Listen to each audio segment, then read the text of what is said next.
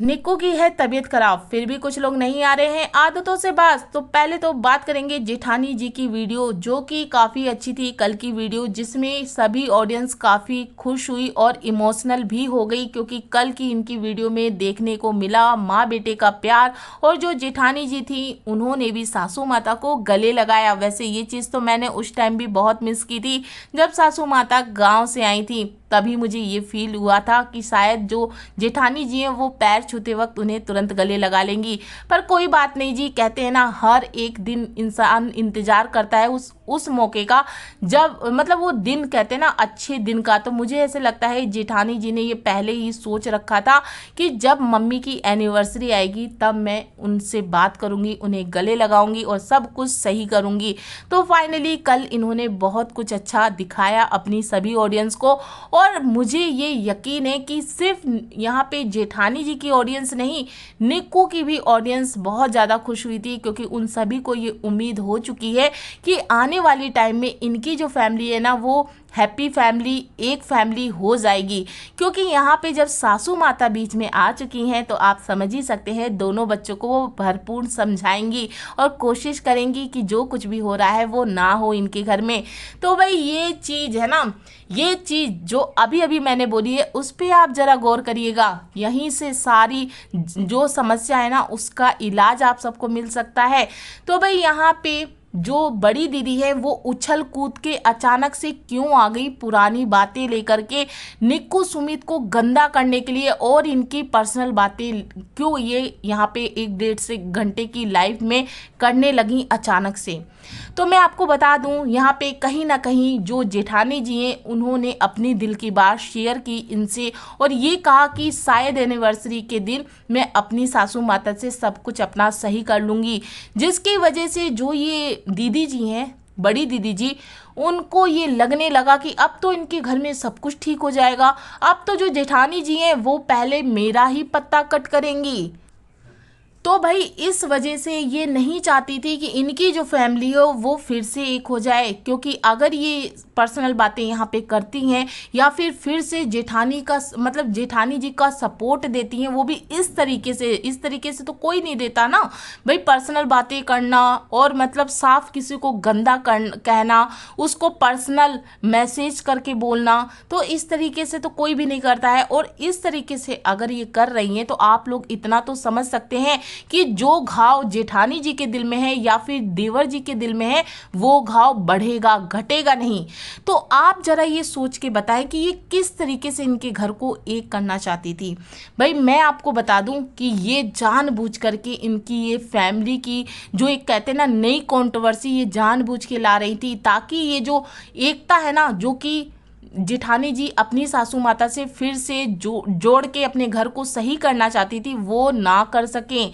और देख सकते हैं आप आज की इनकी वीडियो, जिसमें ये रोती धोती थोड़ी नज़र आ रही हैं। मतलब भाई नॉर्मल वाली रोने वाली जो अंदर से रोया जाता है ना, जो चेहरे पे तो दिखता है पर आंखों से नहीं गिरता है, तो वो वाले आंसू इनके आ रहे हैं, जिसमें ये खुद कह रही हैं सबसे रिश्ता रखो पर वाईटी पे मतलब सोशल मीडिया पे किसी से रिश्ता मत बनाओ, किसी से रिश्ते मत रखो, मतलब ये ज्ञान बांट रही हैं। तो दीदी आपको बता दे, अगर कोई रिश्ता रखता भी होगा ना तो आपकी तरह गंदगी वाला रिश्ता तो कोई नहीं रखेगा। किसी ने अगर किसी से जोड़ा ना और अगर उसका कुछ बिगड़ेगा तो मुझे ये उम्मीद है कि हर कोई पीछे हट जाएगा और चुप रहेगा। ये नहीं कहेगा कि चलो भाई इससे ही दोस्ती किए थे, इसी को बहन बताए, इसी को भाई बनाए, इसी को छोटी बच्ची बनाए और अब इसी को गंदा करेंगे। तो ऐसी आदतें हर किसी की नहीं होती ना दीदी। व्यूज़ का लालच हर किसी को तो नहीं होता। और भाई व्यूज़ से याद आया कि ये जो बड़ी दीदी हैं जो कि कहती हैं निक्कू आपके नाम से मैंने कुछ नहीं कमाया है, आपके नाम से मैंने व्यूज़ नहीं कमाए, आपके नाम से मेरे सब्सक्राइबर नहीं बढ़ते। अगर ऐसा होता तो आपके नाम लेने वाले तो बहुत सारे लोग हैं, उनके क्यों नहीं व्यूज़ बढ़ते हैं, उनके क्यों नहीं सब्सक्राइबर बढ़ते हैं। तो मैं बड़ी दीदी इस चीज़ का जवाब मैं आपको खुद दे देती हूँ क्योंकि वो लोग आपकी तरह किसी के घर में नहीं घुसते हैं, किसी की पर्सनल बातें लेके नहीं आते हैं और किसी के बारे में ये नहीं कहते हैं कि भाई मैंने उससे 1.5-2 घंटे पर्सनल बातें की है इसलिए मेरे पास आ जाओ, मैं आपको बहुत सारे मसाले दूंगी। तो ऐसी आदतें किसी की है नहीं ना, ये भी तो आप सोचिए। तो कैसे किसी के व्यूज़ आ जाएंगे हैं? और ऐसी हरकत मुझे नहीं लगता है कोई भी करेगा, मतलब इतनी गंदी वाली हरकत थी।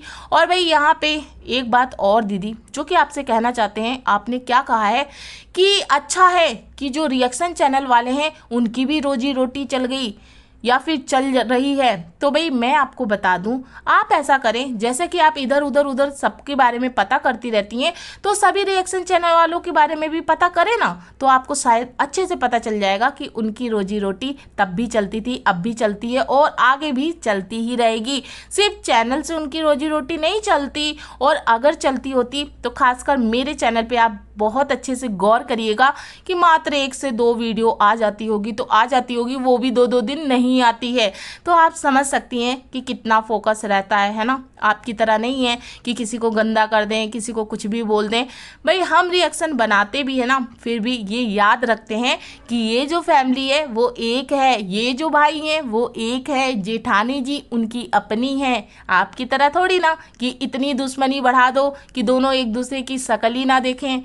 तो भाई यहाँ पे जानबूझ के ये खेल पहले से खेला गया ताकि ये जेठानी जी अपनी फैमिली को फिर से एक कर ही ना सकें। और यहाँ पे जो बात कही जा रही है कि ये बताओ कि जो सचिन भाई हैं उनको घर की बातें कैसे पता चली, पर्सनल बातें उन्होंने कैसे कही। तो भाई सचिन भाई की ना तो यहाँ पे कोई वीडियो है, ना तो सचिन भाई खुद कुछ कह रहे हैं, तो अब ये बातें लाने का मतलब क्या। और अगर ये बातें आपको जाननी है बड़ी दीदी, अगर आपको इतनी चुल मची है ये जानने की, तो आपकी तो आदत है ना, इसको कॉल, उसको कॉल, फलाना को कॉल, ढिकड़ा को कॉल। तो आप ऐसा करें, सचिन भाई को भी कॉल कर लें, हाँ, और फिर उन्हीं से पूछ लें, भाई बता दो ना क्या बात थी, किसने बताई आपको, कौन था वो इंसान जिसने आपको घर की पर्सनल बातें बताई। तो आप उनके भी घर में घुस के पूछ लेना, उनके भी घर में घुस के पता कर लें उनके सारी राज हैं। तो भाई आपको सोशल मीडिया पे कौन नहीं जानता है, मुझे लगता है आपको सोशल मीडिया पे अब कोई नहीं बचा है जो ना जानता हो, और आपसे हर कोई सोच समझ के ही बात करता होगा। तो भाई यहाँ पे बड़ी दीदी जो कि अब रो रही हैं, क्यों रो रही हैं, क्योंकि इनके किए धराए पे फिर चुका है पानी। यहाँ पे जो जेठानी जी है उन्होंने अपनी सासू माता को मना लिया है, और अब जो सासू माता है वो अपनी तरफ से अपने दोनों ही बच्चों को समझा लेंगी। इस चीज़ का इनको अंदाज़ा हो चला है, इसकी वजह से यहाँ पे जो इनके दिल के आंसू है वो रो रहे हैं, है ना। दिल के आंसू अरमा में रो मतलब कैसे है भाई, मुझे कमेंट कर दीजिएगा, यहाँ पे मैं भूल गई हूँ।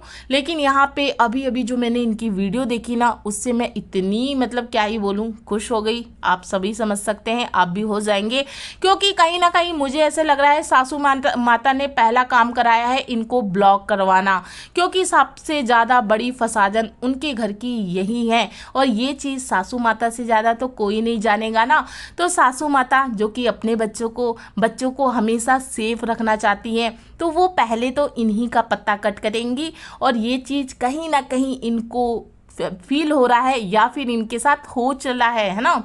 तो भाई यहाँ पे निक्कू पे हज़ारों सवाल उठाने से पहले आप अपने आप में खुद एक सवाल है, जो कि निक्कू की किसी भी बातों का जवाब आपने 1-1.5 घंटे की लाइफ में नहीं दिया, बस चीखते चिल्लाती रह गई। यहाँ पे आप पहले बता दें कि आपको किसने पर्सनल बातें बताई है, उसके बाद निक्कू से जान लीजिएगा। एज अ कहती है ना, as a viewers, as a audience, है ना, बता दीजिएगा। तो भाई नेक्स्ट वीडियो में फिर मिलती हूँ। वीडियो पसंद आए तो प्लीज़ सब्सक्राइब, लाइक, कमेंट सब कुछ फटाफट कर दीजिएगा।